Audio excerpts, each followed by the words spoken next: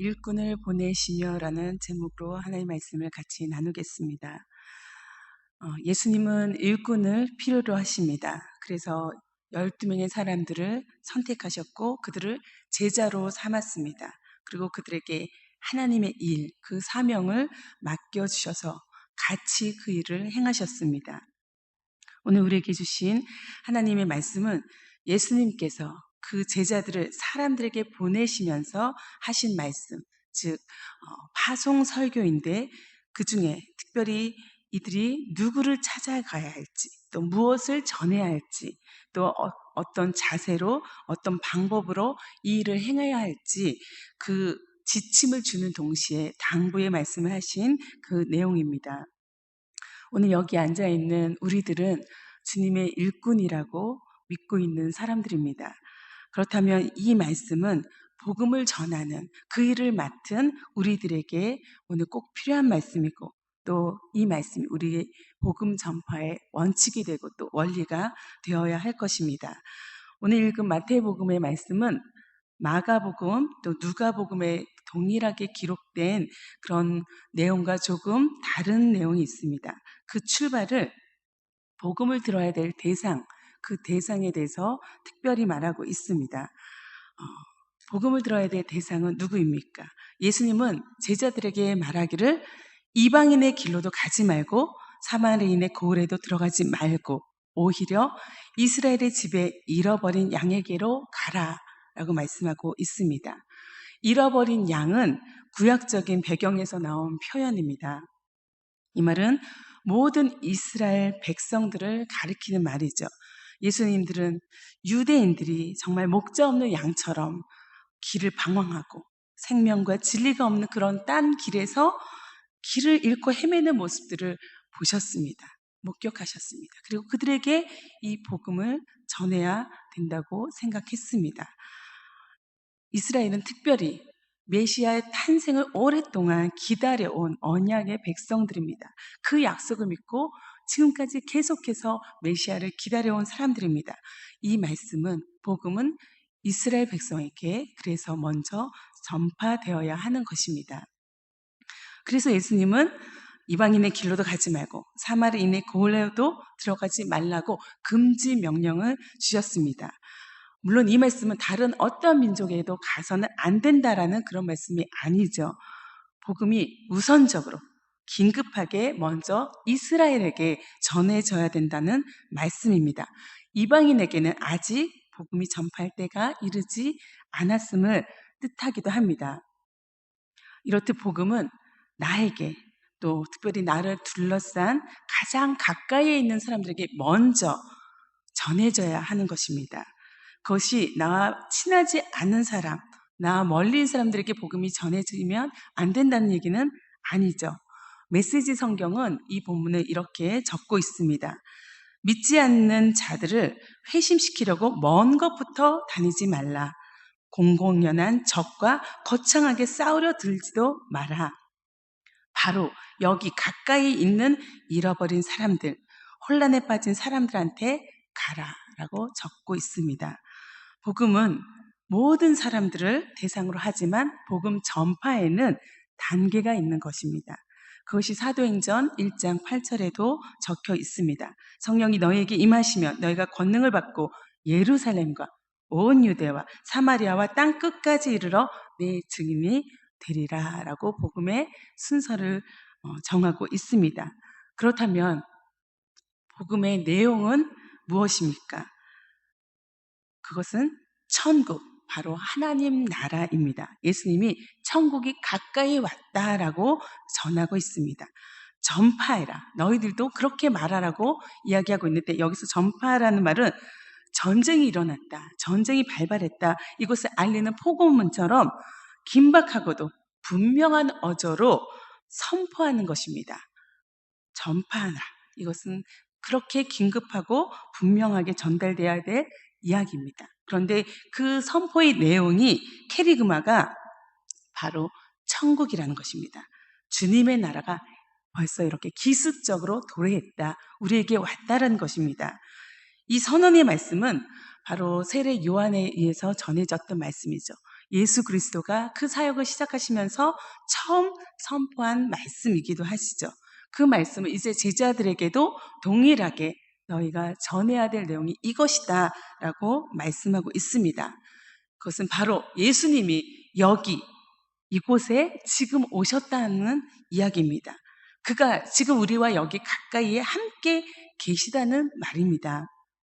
이것이 복음입니다.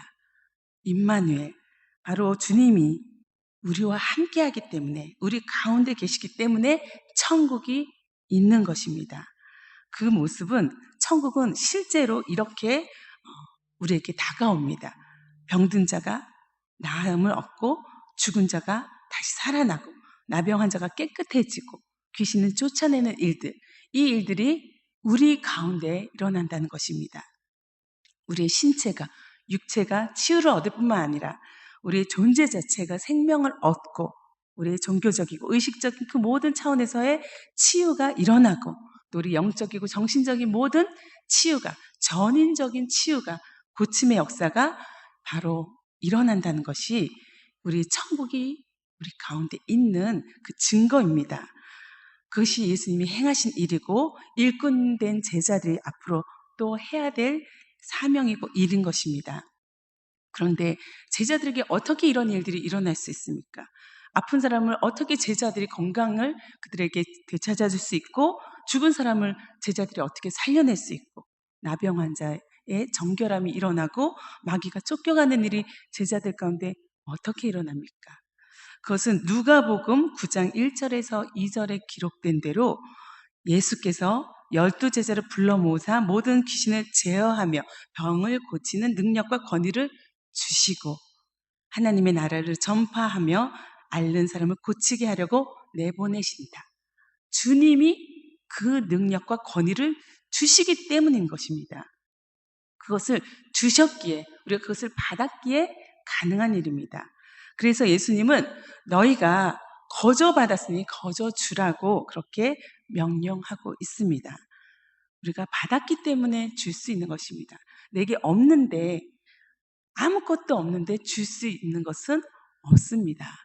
내가 아무리 팍팍 긁어서 내게 있는 것으로 주고 싶어도 뭔가 있어야 줄 수 있는 것입니다. 그것은, 그 놀라운 능력은 하나님에게 속한 것입니다. 나의 것이 아닙니다. 하나님의 힘입니다. 하나님이 주셔야 가능한 것입니다. 여러분은 주님이 주신 이 은혜를 받으셨습니까?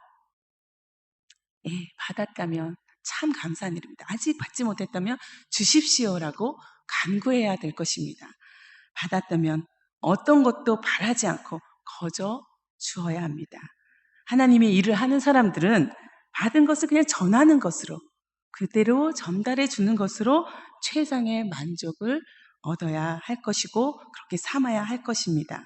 그래서 예수님은 또다시 제자들에게 전대에 너희 돈주머니에 금이나 은이나 동을 가지지 말라고 명령하고 있습니다. 당시에 로마나 헬라의 화폐는 금이나 은으로 만들어졌습니다. 또 화폐 가치가 적은 헤롯의 화폐는 동으로 만들어졌습니다. 결국 이 말은 금이나 은이나 동, 모든 돈은 일체 가지고 가지 말라는 말입니다. 여행 중 식량을 저장하는 그 배낭도 가지지 말아야 되고, 두벌옷, 갈아입을 어떤 옷도, 여벌의 옷도 가지지 말고, 여벌의 신, 지팡이도 가지지 말라고 말하고 있습니다. 이 말은 복음을 전하는 데 있어서 모금 행사가 먼저 필요하지 않다는 이야기입니다. 많은 준비 대신 나 자신, 너희 자신을 준비하는 것이 더 우선적이라는 것입니다. 그렇다고 하나님께서 하나님의 일꾼인 그 사역자가, 일하는 자가, 일꾼이 굶주려야 한다는 얘기는 아닙니다. 가난해야 된다는 이야기도 아닙니다. 그것은 믿음이 필요하다는 것입니다. 그 믿음은 보내시는 이가, 하나님이 보내신다면 하나님이 당연히 그 보냄받은 자를 위해서 필요한 모든 것을 공급해 주실 거라는 믿음입니다. 하나님을 믿는다면 하나님이 부족함 없이, 궁핍함 없이, 모자람 없이 주시리라는 것을 또한 믿어야 합니다. 필요한 모든 것을 주님이 공급하실 거라고 약속하셨습니다. 그래서 일하는 사람은 자기 먹는 것을 얻을 자격이 있다라고 오늘 말씀하고 있습니다. 여행 중에 필요한 모든 것은 공급될 것입니다. 하나님이 준비한 사람을 통해서 이 모든 것은 채워질 것입니다. 이는 복음을 전해받는 자들에 의해서 공급되게 되는 것이죠. 복음을 전해받는 자, 복음을 받는 자가 이것을 공급해야 될 의무가 있음을 이 말씀은 또다시 이야기하고 있습니다. 그들은 복음을 전해받았다면, 그 은혜를 경험했다면 그 감사의 표시로 전도자들의 물질적인 필요를 다 채워줄 의무가 있는 것입니다. 그래서 11절의 말씀에는 제자들은 어떤 성이나 마을에 들어가든지 그 중에 합당한, 마땅한 자를 찾아내서 떠나기까지 거기 머물러 있어야 합니다. 여기저기 자기의 필요에 따라 옮겨 다니는 것이 아니라 그곳에서 머물면서 그 일에 집중하라는 것입니다. 그리고 그들에게 평안의 인사를 건네야 합니다. 이렇게 말씀을 받고 기꺼이 영접하는 자, 받아들이는 자는 예수를 증거하는 그 입술과 인격을 통해서 복 받게 되는 것입니다. 하나님의 복을 누리게 되는 것입니다. 왜냐하면 예수 그리스도가 복의 근원이 되기 때문입니다. 예수 그리스도가 그 안에 머물면 그들은 그 복 가운데, 그 은혜 가운데 날마다 살게 되는 것이죠. 하지만 그들이 예수 그리스도를 받아들이지 않는다면, 영접하지 않는다면 어떻게 그들이 복을 받을 수 있겠습니까? 오히려 그들은 제자들에게 말씀드려 그 발의 먼지를 떨어버리고 떠나야 되는 그런 대상이 되는 것입니다. 발의 먼지를 떨어버린다는 것은, 이 행동은 상대방과 이제 아무런 관계가 없다. 당신과 나는 단절된 관계이다. 라는 것을 상징하기도 하고 의식적인 어떤 정결례를 말하기도 합니다. 유대인들은 이방인들이 갖고 있는 그 모든 것들을 다 부정한 것으로 볼 뿐만 아니라 그들의 먼지까지도 부정한 것으로 보았습니다. 그래서 이방인 지역을 갔다 오면은 가장 먼저 돌아올 때 그들의 발의 먼지를 떨어내고 씻어내므로 청결을 유지하는 그런 교육을 받았습니다. 복음을 받아들이지 않는 사람들은 이방인과 같은 것입니다. 실제로 바울이 전도 여행 중에 비시디아 안디옥을 전도하던 과정에서 이렇게 발의 먼지를 떨어버린 일이 있었습니다. 예수님이 오늘 이 말씀을 주신 대상은 누구입니까? 이 말씀을 듣는 사람들은 유대인입니다. 선택받은 자들이라고 여기는 사람들입니다. 그런데 이 복음이 그들에게 전해졌지만 그들이 거절한다면, 받아들이지 않는다면 그들은 이방인과 같은 존재가 되는 것입니다. 그들은 하나님 나라도 없고 그들은 여전히 잃은 양으로 살아가야 되는 그런 존재입니다. 그래서 예수님은 제자들에게 그들을 조용히 떠날 것을 명령하고 있습니다.